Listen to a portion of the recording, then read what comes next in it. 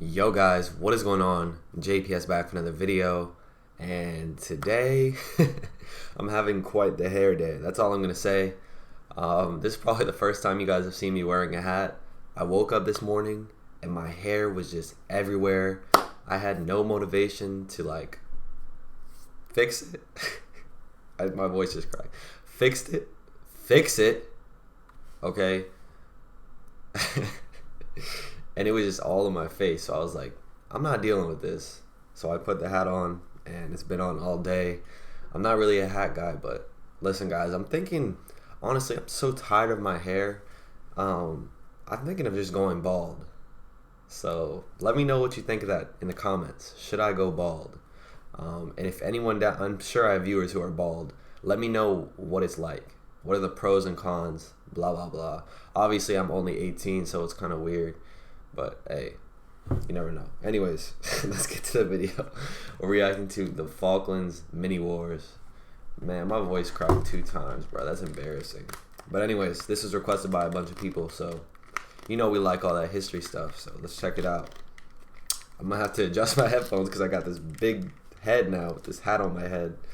But yeah, let's get it. Hit the like button and subscribe if you're new. Man, this is kind of a look. The hat and the headphones? I don't know. Can't even see myself. Hi, English Mariner John Strong. Hi, Anthony Carey, 5th Viscount of Falkland. I would very much like for you to go to Chile and locate the wreck of a Spanish treasure ship for me. Okay.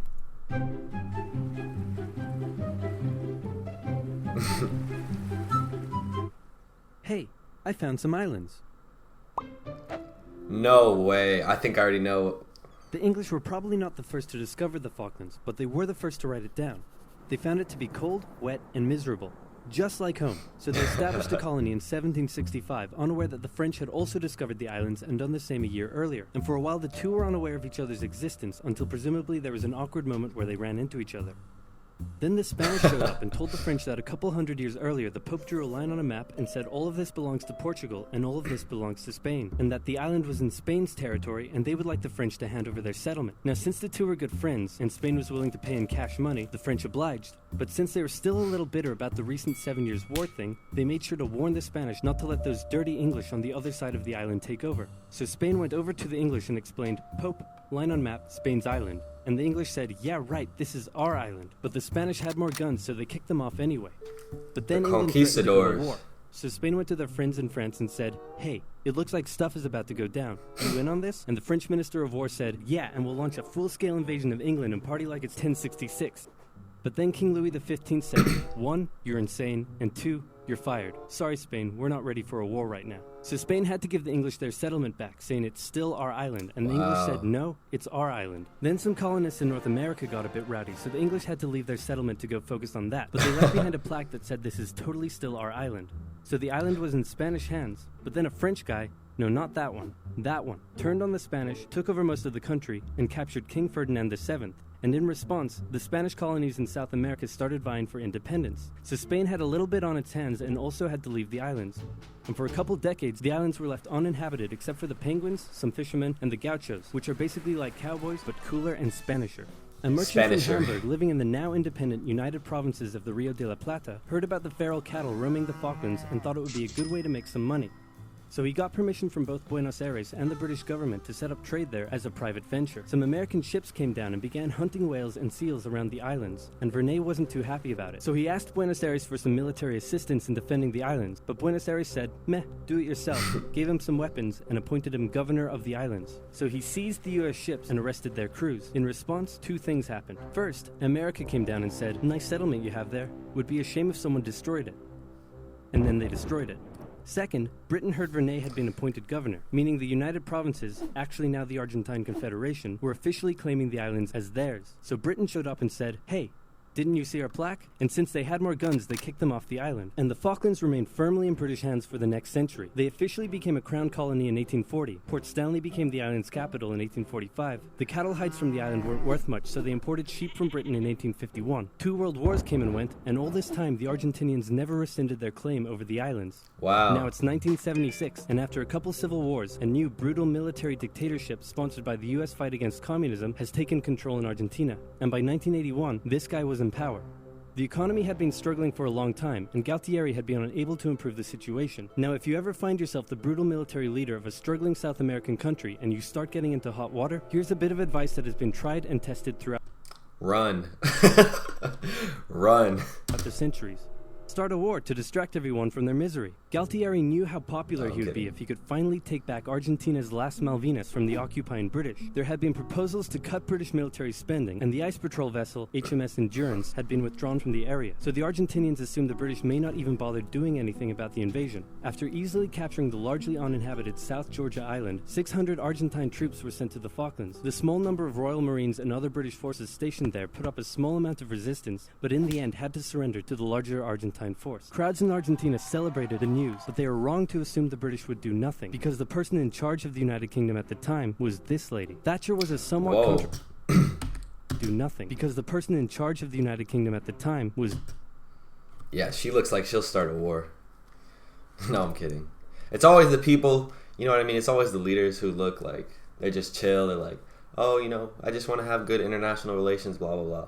The ones who look chill are the most dangerous. I'm telling you right now. This lady. Thatcher was a somewhat controversial prime minister, but whether you loved her or hated her, there was no denying that she was tough. Comment down below. Did you love or hate Thatcher? I'm curious. I'm presuming some of you were around when she was prime minister. What did it say? 70s or 80s? He had to surrender to the larger Argentine force. Crowds in the Argentine kingdom at the there was no denying that she was tough. Like metal. Iron, for example. She immediately declared an exclusion zone around the islands and organized for a task force of over 100 ships to set sail for the Falklands. The United Nations expressed concern at the Argentine invasion. All South American nations apart from Chile backed Argentina, and since the United States had propped up the Argentine dictatorship, Reagan went to Thatcher and said, "Could you maybe just let them have the islands?" And Thatcher said no. No.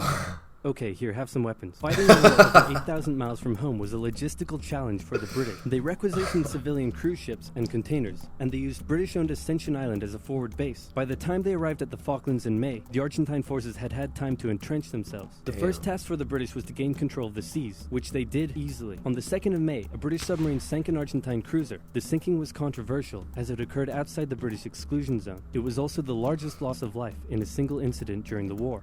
And in response, the Argentine Navy withdrew from the islands. The next task for the British was to gain air superiority. While the Argentine Air Force controlled the skies, they were able to inflict considerable damage on the Royal Navy below. Days after the sinking of the General Belgrano, 2 Argentine super-étendards carried out a raid on the HMS Sheffield and sank it with an Exocet missile. For weeks, the Argentine Air Force would continue to carry out raids and inflict heavy casualties on the Royal Navy, with British Sea Harriers doing their best to take out as many of the Argentine aircraft as they could. While the battle in the skies raged on, San Carlos was chosen as the best landing site for the British ground forces. An SAS raid took out Argentine defenses on Pebble Island, and the HMS Alacrity sailed through Falkland Sound to flush out any Argentine supply ships. The landings began on May 21st, with Argentine aircraft carrying out full-scale raids on the task force ships taking part in the landing, damaging several and sinking a few, but anti-aircraft cannons and Sea Harriers shot down many of the aircraft in what became a major turning point for air superiority, and a beachhead was successfully formed. Then the ground troops began their movements out of San Carlos, across the north towards Stanley, and south toward the Argentine stronghold at Goose Green. In the following battles, a clear trend emerged. The Argentine conscripts put up a good fight, and with the rough, muddy terrain, the war was by no means easy for the British, but with highly skilled Royal Marine commanders and parachute regiment troops, the British would often find themselves taking on larger numbers of Argentinian soldiers, but would still come out victorious with minimal casualties. The 14-hour-long battle for Goose Green... Simple. Hey, and that's going to be some of y'all soon. I know some of y'all training. Shout out to you. That's crazy. Argentinian soldiers, but would still come out victorious with minimal casualties. The 14-hour-long battle for Goose Green commenced on the night of May 28th. The battle ended in a decisive British victory, with over 900 Argentinians surrendering. Then, with 5,000 reinforcements arriving from the 5th Infantry Brigade, the British started preparing for their final assault on Stanley. In a series of hard-fought battles, they took control of the hills and mountains surrounding the town, as the Argentine forces withdrew, with British ships shelling their positions from offshore. Utterly surrounded, on the 14th of June, the Argentinians surrendered, and the war was over. The 2-month-long war claimed hundreds of lives and left the islands strewn with minefields that still pose a problem to this day. Argentina still claims the islands, but in 2013 a referendum was held, and the islanders voted 99.8% in favor of remaining British. That's so messed up. But in 2013 a referendum was held, and the islanders voted 99%. 3 votes. Yo, those 3 people who voted just look so dumb. 96.8% in favor of remaining British. Plus, oil was just found near the islands, so the British probably aren't going to give them up anytime soon. Doubt it. Wow, that was a really good video. That was like I'm pretty sure that was my first simplified video that I've reacted to. Guys, definitely recommend some more oversimplified. I like that. He makes history super easy to understand, especially compared to some of the other videos I've seen. But yeah, one thing, first of all, let me address my voice cracking. Last night, I played basketball for 4 hours straight. Like, hardcore pickup basketball with a bunch of my friends. So, you know when you're playing basketball, if you're communicating a lot, then you're shouting a lot. So, that's why my voice sounds horrible. But anyways, what I was going to say is, I find it interesting how Great Britain has so many, like, territories and islands all over the world. That literally just goes to show you, it speaks for itself. The history speaks for itself, how they literally almost ruled the entire world. And that's just crazy. But this honestly didn't seem like it was too hard for them to take control of the Falklands. And I've heard of the Falklands before, but yeah, I didn't know where they were. I was like, oh, they're off the coast of South America. That's interesting. But yeah, I think it's funny how Argentina claimed that they had, like, oh, it's ours, and then the votes, 3 votes. That would be so funny. Imagine, like, the people who claimed it, and then they're looking at the sovereignty or whatever results, and they're like, wow, 3 votes. Rip. But anyways, guys, thank you for watching. Hit the subscribe button. Turn notifications on. By the way, if y'all don't have notifications on, turn them on so you know whenever I post. But yeah, comment some more stuff to check out, more oversimplified, and I'm gonna catch you guys in the next video. Peace.